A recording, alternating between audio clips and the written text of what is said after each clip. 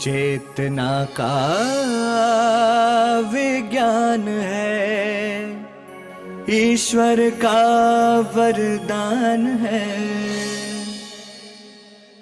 नमस्कार, आप सभी का स्वागत है। मैं आज ऑडियंस का भी इस्तकबाल करता हूं, स्वागत करता हूं आप सभी लोगों का। डॉक्टर आमोद सचान जी हमारे साथ मौजूद हैं।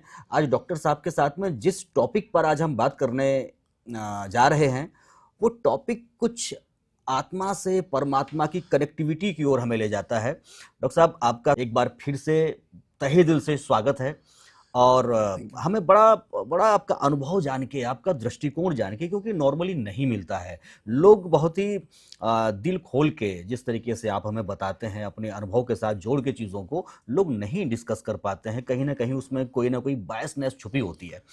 तो आज सर, जो हमारा टॉपिक है आज का, कि जो ध्यान, ये जो प्रार्थना, ये जो हमारे अंतर्मन का परमात्मा से कनेक्टिविटी, इसके बारे में थोड़ा सा हम आज आपसे आपका दृष्टिकोण जानना चाहेंगे।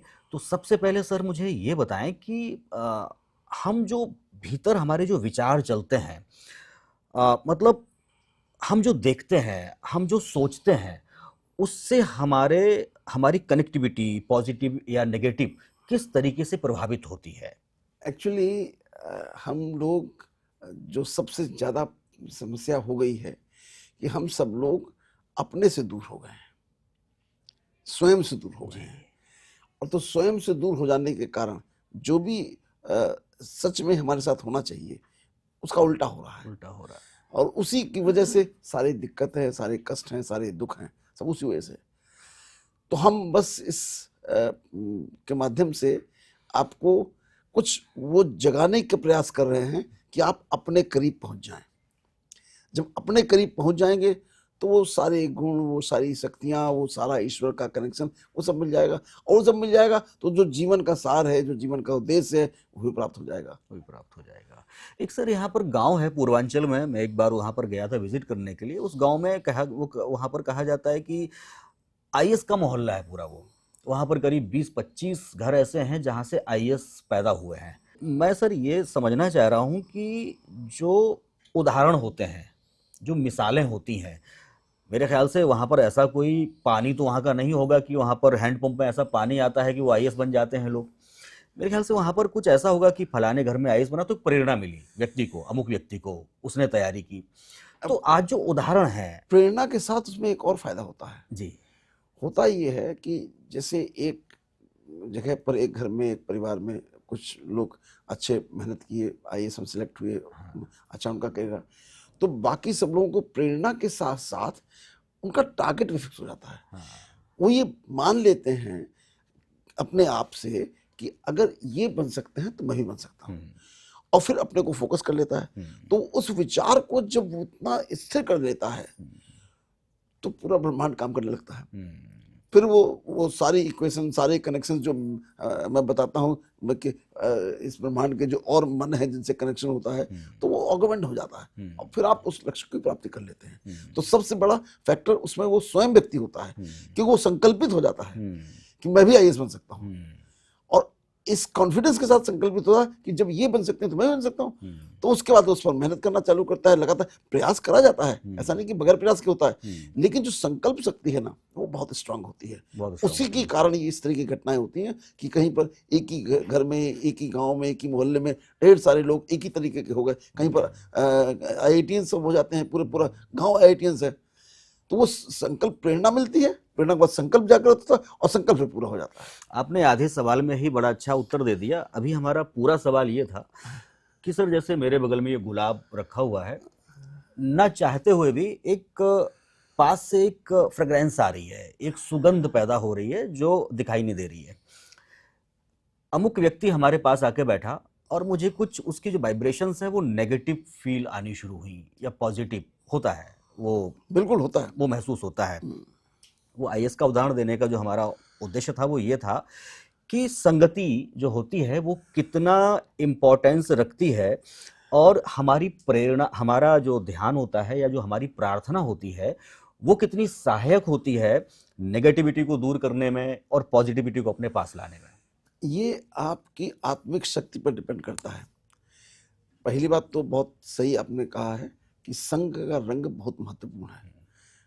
साधारण लोगों से यदि आपकी संगति खराब व्यक्तियों से हो गई है तो बट नेचुरल है आपका फ्यूचर का जो प्लान हुआ वो गड़बड़ होगा। गड़बड़ हुआ। तो इसलिए संग से तो बहुत बच के रहना चाहिए कि अगर कोई ऐसी प्रवृत्ति के व्यक्ति हैं तो उनसे तो दूर रहने में ही भलाई है, और अपने अंदर उन अच्छे गुणों का विकास करते रहना चाहिए, लगातार करते रहना चाहिए।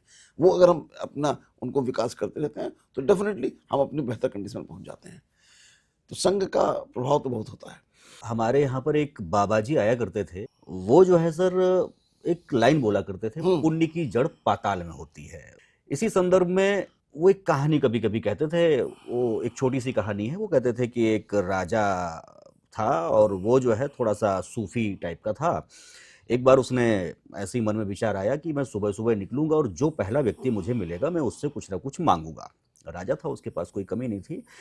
तो सुबह सुबह उसको एक कंजूस व्यक्ति मिला, कृपण था, और वो जो है कुछ सामान ले जा रहा था, कुछ चावल आवल वगैरह कुछ ले जा रहा था। तो राजा ने बोला कि मुझे जो तुम्हारे पास में है उसका कुछ अंश मुझे दे दो। तो कृपण था वो, नहीं नहीं ये कैसे दे सकता हूँ। अच्छा, राजा अपने वेश में नहीं था, तो उसने क्या किया कि चलो अच्छा ठीक है। तो उसने एक ऐसे चुटकी भर एक चावल ऐसे उठाए और राजा के उसमें अंजुली में डाल दिया कि ये पकड़ो, बस इतना ही देंगे, इससे ज़्यादा नहीं दे पाएंगे, हमारा कम पड़ जाएगा। वापस घर गया अपने वो। तो पत्नी बोली कि आज तुम्हें तो जो सामान अमान मिला है तुम्हारी मेहनत के बदले में वो काफ़ी ज़्यादा मिला है, लेकिन तुम्हारा मन शांत नहीं लग रहा है, कुछ अशांत टाइप के दिख रहे हो। बोले हाँ मिला तो खूब है, आज सामान अमान तो ठीक मेहनत से ज़्यादा मिला है, लेकिन इसमें कुछ कम हो गया। आज एक रास्ते में एक आदमी मिल गया, उसने वो मांग लिया और कहने लगा आपको देना पड़ेगा, तो मैंने उसको दिया, वो दिया तो एक चावल मेरा चला गया, तो उसका दुख है मुझे। बोले ठीक है कोई बात नहीं, चलो भगवान का नाम लो, पकाते खाते हैं। तो उसने जब अपनी पोटली खोली तो जितना चावल उसने उन्हें डोनेट किया था उतने ही चावल उसमें सोने के पड़े हुए उसको दिखाई दिए। अब इसके बाद वो पश्चाताप से घिर गया कि अरे ये तो बड़ा गड़बड़ हो गया, अनर्थ हो गया। हम इसको पूरा ही दे देते तो हमारे तो सारे के सारे चावल सोने के हो जाते। तो ये कहानी है, एक संदर्भ में प्रतीकात्मक रूप में एक कहानी हमने सुनी है बचपन में। जब लिविंग इज गिविंग है, मतलब पुण्य की जड़ पाताल में होती है, दान सबसे बड़ा काम होता कर्म है, वो हमारी प्रार्थना में भी नजर आना चाहिए। चाहे हम भौतिक वस्तुओं को दान करें या फिर हम अपनी वैचारिक वस्तुओं को दान करें, वैचारिक क्षमता को दान करें। इतना सब होने के बाद भी, जानने के बाद भी आजकल जो हम देखते हैं लोग क्यों नहीं कर पाते हैं, जबकि प्रार्थना इतनी सहज है। आप भी इसको बता रहे हैं बहुत ही आसान शब्दों में, हमारे महापुरुषों ने, हमारे युग पुरुषों ने भी इसको बोला है। क्यों नहीं लोग कनेक्ट कर पाते हैं और दुर्भाग्य में पड़ जाते हैं? ऐसा है कि जो इवोल्यूशन हुआ है मनुष्य का, उस इवोल्यूशन में उसकी आत्मिक शक्ति बहुत घट गई है। मैंने पिछली बार भी बताया था कि इस समय हमारी आत्मा की ताकत सिर्फ 3% है, 3%, 97% नहीं है। और ये ग्रेजुअल रिडक्शन हुआ है, एक दिन में नहीं हुआ ये। तो आज हम सिर्फ और सिर्फ लोभ की मूर्ति हुए हैं। 97% चाहता है सब कुछ मेरे लिए हो, दूसरे को कुछ न मिले, एक अंजुली भर चावल भी न मिले। और अगर किसी को मिल जाए तो उसके प्रति इतना द्वेष पैदा होता है, और अगर मेरा वाला न मिले तो क्रोध पैदा होता है। तो ये स्थिति इतनी ज्यादा हो गई, 97% इज ए ह्यूज नंबर। और वो इस शरीर के विकारों से भर गया है। तो हमारा मन सोच ही नहीं पाता है कि हम करें क्या, सच क्या, किसी के तरफ। आज से मुझे याद है 50-60 साल पहले जब मैं छोटा था, लोगों के अंदर भाव होता था। गांव में बाबा दादी लोग होते थे, बड़े प्रेम से खिलाते थे, बड़ा प्रेम दिखाते थे। आज गांव भी नहीं बचा है, क्यों? प्रेम का नितांत अभाव हो गया है। जो निश्चल प्रेम होता था वो अब नहीं है, दिखाई नहीं दे रहा। पूरा संसार सिर्फ कॉर्पोरेट वर्ल्ड हो गया है, सिर्फ अकेले एक दिखावे की चीज बन गई है। मन पूरा लोभ से भरा हुआ है, क्योंकि ये शरीर लोभी शरीर है, ये चाहता है बस सब कुछ मेरे लिए हो। तो हमारा मूल जो स्वरूप हो गया है, जो आत्मिक स्वरूप होना चाहिए था, वो लोभ स्वरूप हो गया है। और लोभ के ही सारे विकार, हर चीज लोभ का ही कारण है, चाहे शारीरिक हो चाहे आर्थिक हो, सब जगह सिर्फ सिर्फ सिर्फ मैं। और ये मैं आदमी को कहीं का नहीं छोड़ता है, कहीं का नहीं छोड़ता किसी, और वो सिर्फ अल्टीमेटली सिर्फ तनावपूर्ण जीवन जीता है, सिर्फ तनावपूर्ण जीवन। तो क्या हमारा जन्म इस तनाव के लिए हुआ था।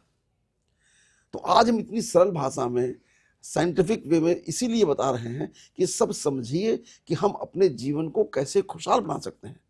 ये भी नहीं जानते कि इस अशांति से मेरे शरीर के अंदर क्या क्या घटित हो रहा है और हम कहाँ कितने बीमार होते जा रहे हैं। सारी बीमारी की जड़ मन की अशांति है, सारी बीमारियों की जड़। लेकिन उसके बारे में किसी को ज्ञान ही नहीं है। किसी को क्या ज्ञान, डॉक्टर्स को नहीं ज्ञान है। हाँ हाँ हाँ, जिनका काम है लोगों को रोग मुक्त करना, उनको ही नहीं पता उनको कि नहीं पता। बीमारी कैसे दूर की जाए। जी जी, सिर्फ दवा पढ़ाई गई है तो दवा दी जा रही है। लेकिन सबसे आवश्यक है, जब तक ये मन जो मेरा है, इसका मालिक मैं स्वयं हूं, ये मन इस शरीर का नहीं है, तो इस मन पे मेरा पूरा कब्जा होना चाहिए, मेरे अधिकार चलना चाहिए और मेरे ही आदेश पर मन संचालित होना चाहिए। मेरा मतलब मेरी आत्मा का, मेरी आत्मा का मतलब आत्मा के गुणों के अनुसार होना चाहिए। गुणों के अनुसार होना चाहिए। तो ही हम स्वस्थ रह सकते हैं, तो ही हम प्रसन्न रह सकते हैं, तो ही हम सुखी रह सकते हैं। सुखी रह सकते तो बेसिक फंडामेंटल यही है कि हम अपने आप को स्वयं भूल गए हैं। सब हम अपने आप को डॉक्टर आमोद सचान समझते हैं। हमारी डिग्रियां हैं, हमारे महल हैं, हमारे मकान हैं, हमारी दुकान है, हमारा संसार है, सब कुछ है, सब वही है, जबकि वो नहीं है। वो नहीं है। वो इस शरीर का है। जिस क्षण ये शरीर छोड़ देंगे उसी क्षण सब डिग्रियां गायब हो जाएंगी, सब संपत्ति गायब हो जाएगी, सब गायब हो जाएगा और हम अपने आप निकल लेंगे। अगर इस ये भाव हर पल याद है कि ये भी सत्य है कि ऐसा ही होना है, एक ऐसा दिन होगा जिस दिन एक सांस बाहर जाएगी, वापस नहीं आएगी, वापस नहीं आएगी, ये तय है। हर आदमी हम रोज देखते हैं, लेकिन इसको भी भूले हुए हैं। हमेशा जब देखते हैं तो ये देखते हैं कि हाँ, दूसरे की मृत्यु तो हो रही है, मेरी मृत्यु कभी नहीं होने वाली। यही जो भाव है ना, यही आदमी को इतना लोभी बना रहा है। अगर ये हर पल साधना में ये पहला काम होता है कि हम अपने को आत्मा सहित इस शरीर को छोड़ देते हैं, जाके उसके साथ बैठते हैं, शरीर यहीं रह जाता है, तो हमें वो सारी शक्तियां, वो सारी पावर, वो सारा मिलता है, कनेक्टिविटी मिलती है। और हर पल याद रहता है कि शरीर तो छोड़ना ही है। बस खाली इस शरीर का उपयोग ये है कि जब तक ये शरीर मिला हुआ है तब तक हम अपनी उस स्थिति से अपने आप को ऊपर ले जा सकें और हर पल, हर दिन, हर क्षण हम पुराने स्थिति से बेहतर होते जाएं। हमारे साथ में सर आज जो लोग हैं, इनके मन में भी कई सारे सवाल होंगे। कोई पूछना चाहेगा इसमें से, किसी का कोई सवाल? सर, मेरा नाम पूजा द्विवेदी है। मेरा ये सवाल था सर आपसे कि ध्यान और प्रार्थना में अंतर क्या होता है? ऐसा है कि प्रार्थना तो लोक कल्याण के लिए की जाती है, मतलब जो भी मेरे संपर्क में उसके लिए प्रार्थना की जाती है, वही फलीभूत होती है। अपने लिए अगर आप कुछ डिमांड करती है तो फरमाइश है, वो ईश्वर आपके कर्म फल के अनुसार आपको देता रहता है। उसमें जो आपने किया है कर्म इस जीवन में, पिछले जन्मों में, उसका फल आपको मिलेगा, उसको कोई बदल नहीं सकता है। लेकिन ध्यान जो है वो ईश्वर से कनेक्ट होने के लिए किया जाता है। तो पहला जो सबसे सिंपलेस्ट काम है कि हम अपनी सांसों को देखते हैं, सांसों को देखने के साथ साथ अपने मन को फोकस करते हैं, फिर उसके बाद हम उससे कनेक्ट होने के लिए उन 7 गुणों को याद करते हैं, ईश्वर को याद करते हैं, उसके स्वरूप में जाते हैं और तब उससे हमारा कनेक्शन बनता है। उस कनेक्शन से फिर हमारा पूरा कल्याण होता है।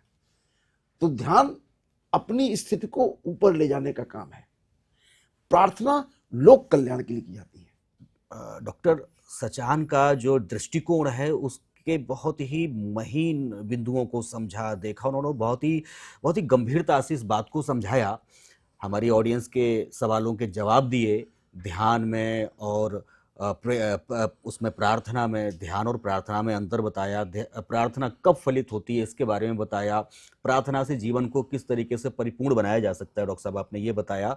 ये बहुत ही महत्वपूर्ण सवाल है जो हम रोज अपनी दिनचर्या में इनको फील करते हैं, सुबह से लेकर शाम तक इनकॉर्पोरेट करना चाहिए, इनकॉर्पोरेट ये होती हैं। तो सर आज इतने महत्वपूर्ण टॉपिक्स पर बात करने के लिए बहुत बहुत धन्यवाद सर आपका। और नेक्स्ट टॉपिक में सर हम देखते हैं आमद क्या होती है और किस विषय पर हम बात करते हैं। एक तो ये होता है कि आप जिस विषय पे बात करना शुरू कर देते हैं अपने आप में वो विषय ही अपने आप में एक टॉपिक बन जाता है। तो हम अगले एपिसोड में सर आपका दृष्टिकोण फिर से जानेंगे, समझेंगे। तब तक के लिए नमस्कार।